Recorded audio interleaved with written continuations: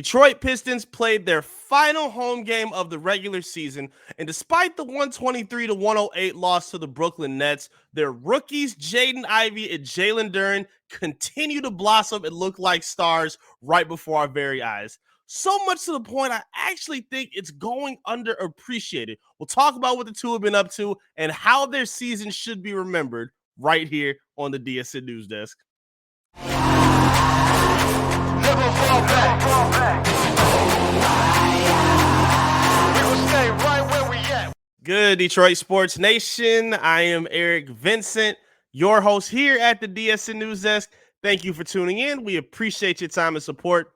Fresh off a 123-108 loss by the Detroit Pistons to the Brooklyn Nets in their final regular season home game of the year.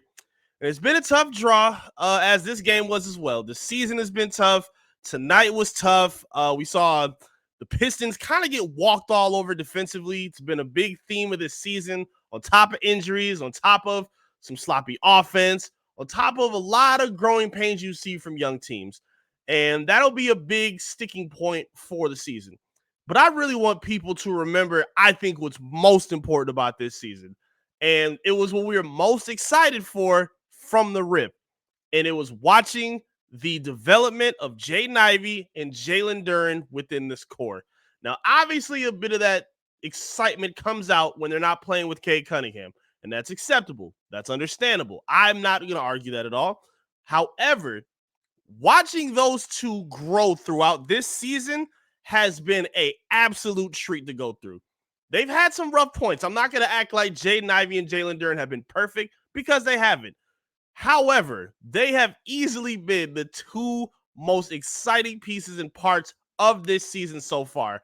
Knowing that not going to play with Cade Cunningham is going to impact their game significantly. It definitely put more responsibility on the plate of Jaden Ivey, and it took a little bit of comfort in growth out for Jalen Duren, because you don't have your best passer within the lineup. You don't have your orchestrator, so it becomes a little bit harder. Windows become a little bit tighter, and possessions become a little bit more difficult when you don't have your best player and your floor general to help set up easy opportunities for your guys to score. You could even make that same case for Jaden Ivey. We saw a lot of play between Cade and Jaden Ivey early in the season where Jaden was comfortable cutting off ball, giving the ball to Cade in the open floor. They were very, very selfless with one another.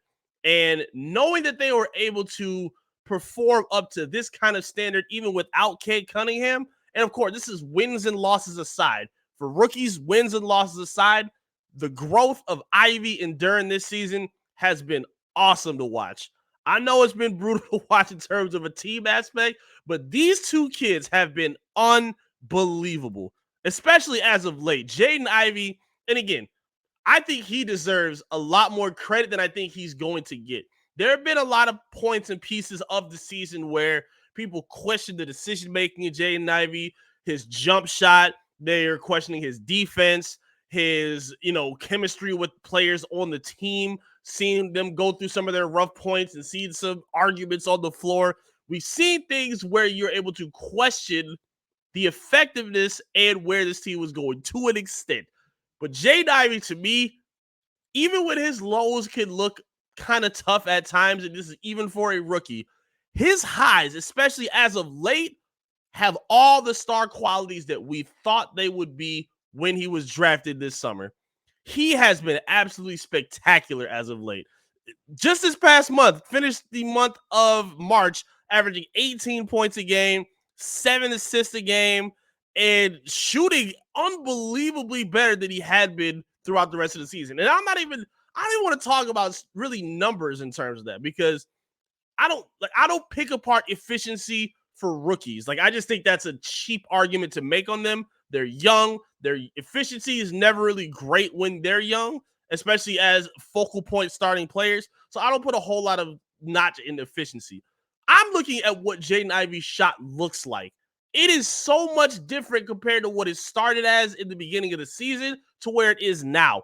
He's shooting way more confident. It's not that push shot where it's like his arms are like flat extended. He's shooting now with a lot more arc in it, and it's a lot more fluid and consistent as well. And how do we know that for a fact? Because he's not just doing 3-pointers anymore. The whole first half of the season, Jaden Ivey was trying to make a living off of that floater, that one-handed running floater, and that wasn't really getting where we wanted it to be. So what did he do? He switched it up, and that mid-range game has been much improved from what we saw to start off the season. And that was one of the things that we wanted to see. We already knew he could dunk. We already knew that he could pass. We already knew that he was going to be explosive in the open floor. We wanted to see other ways that he could create scoring for himself and others around him. I think he has done a phenomenal job at improving that mid-range jump shot, and being next to Cade Cunningham, having that in your arsenal is going to make that backcourt so much more dangerous when they play together. We spoke about his passing. I think Jaden Ivey has been an unbelievable facilitator. He's looking like, honestly, the best facilitator of the Pistons right now. I know I know that Killian Hayes right now is also a very good passer. However, I don't believe he's been as effective in terms of creating as Jaden Ivey has, because Ivey has the ability to draw attention away. Killian Hayes and his scoring does not warrant the attention to pull defense away from him or from their opponents or from the teammates. It's not there at that point yet. Jaden Ivey has that with his speed and the improvement of his jump shot. So with that, we've seen what? We've seen his ability to collapse guys around him and drop off easy dunks for Jalen Duren. Seems like he tries to get at least 2 or 3 dunks a quarter for Duren when they're on the floor together. I love the chemistry that those two have developed together. He gives James Wiseman the ball in open spots when he can. Does a really good job of kicking it to Isaiah Livers or Corey Joseph or Killian or whoever's open on the perimeter for a 3. He's been very good at recognizing that. He hasn't been a selfish player. He's going to be predicated on needing to score, but knowing that his playmaking is getting better, as well as his defense, which is also slowly improving, I think we are seeing a much more impressive improvement arc than we expected. It was a lot of criticism on social media about Jaden Ivey, but at this point, I think we can stamp a unbelievable grade to how his season is going to end, knowing that he is going to be a foundation piece for this backcourt. I believe his game has proved that thus far. Jalen Duren's the other guy. The guy I have been talking about all season. Y'all have been hearing me from the start saying that he should be starting, saying that he should be an active player, an active representative on this team, an active big in their focal point plans going forward for this franchise. And it looks like that's exactly what he is. He has been unbelievable in whatever situation he's been in. We've seen him have to switch off with coming off the bench after being injured. We've seen him basically be thrust into becoming a starter with many different pieces and players around him. And while his physical attributes, I believe, keep growing, we're seeing the rebounding look elite. I think he's the best rebounder in his class. His defense is getting better, even though he needs to learn how to defend without fouling. His strength and his muscles really get him into trouble, which is crazy because he's so strong. Refs are literally watching him bump guys, and when they flop and flail out, they call a foul on him. So he's going to have to get a little bit smarter in using his length and distance in terms of how to defend without fouling. I think his offense is getting improved, not just his ability to dunk and catch lobs. I think his finishing around the hoop is getting better. I think his free throw shooting is drastically improved from where it started off to start off the season, where he was, around 50%, if I'm not mistaken. Now he's looking like it's shooting around like a 70% shooter. He has been fantastically improved with what he's doing with his free throw shooting. Also, on top of that, even with being the youngest player in the league, he communicates like a veteran all the time when he's on the floor. He's communicating like a leader every time he steps on the floor, and I absolutely love that. They don't have a whole lot of, obviously, again, without Cade Cunningham, who's not just your best player, your franchise player, he's also the leader of that team.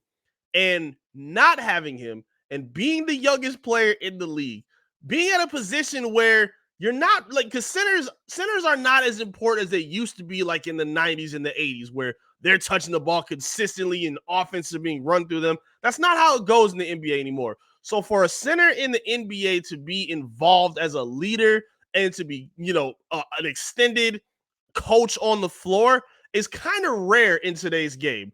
And especially if you're a rookie stepping into a position on a rebuilding team like the Detroit Pistons. I think Jalen Duren has done a phenomenal job of that. He does a good job of pointing the guys to get in their spots, helping guys rotate over when they need to. It helps out a lot with guys like Jared Roden, a lot of the G League guys who come and play with him. And on top of that, the most important thing as well, we're seeing a little more comfort between him and James Wiseman playing together. We've seen a lot of intermingling and a lot of rotations where they're not playing together. But towards the end of the season, we've seen them play together a lot on the floor. And they have some similarities, but they also have some things that complement one another as well. Wiseman is better with his back to the basket, while Jalen Duren is a better pick and roll athletic big that can help set others up and maybe over time develop a jump shot to go with it. I don't think Wiseman has that in his game yet, but he's taking advantage of the areas where he is good at, and Duren does a good job of getting him the ball and getting him the right space he needs to be productive as well. I'm loving the way that this tandem is growing. I'm hoping it looks even better with Cade Cunningham next season, having their number one passer back in the rotation. I'm hoping it even takes them higher than we saw from this season. But how should we remember their season? How should we remember what the Pistons rookies did? We should remember them knowing that they have star potential for this team.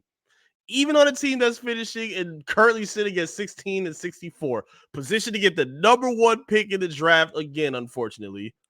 These two first rounders that you just stole in the draft look like stars. The record will not change that. I need that to be on the record and to be very clear. Yes, winning is everything, and we're ready to see a winning product for the Detroit Pistons. However, the point is, it's going to include Jalen Duren and Jaden Ivey. These two look like absolute stars. Knowing that Cade Cunningham is a selfless basketball player as well, as are Ivey and Duren, it's going to make it that much easier to see the growth between those three. Knowing they'll be able to add another foundational piece in the draft. Knowing that they have cap space that they'll be able to make some free agency noise with as well. And we all know Troy Weaver. He's a very creative mind in the owner's box or the GM box. And I expect them to be pretty active in terms of some moves that they're going to be making to shake up this roster because they need it.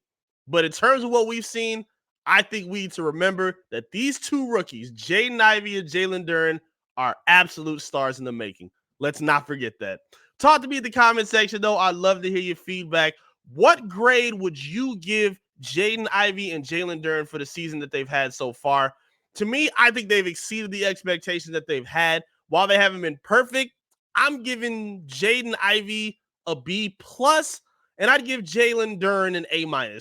Based on the expectations and based on what they bring to this team, I got to give them those high praise grades for what they've done. They've been fantastic, and I would love to hear if you agree or not.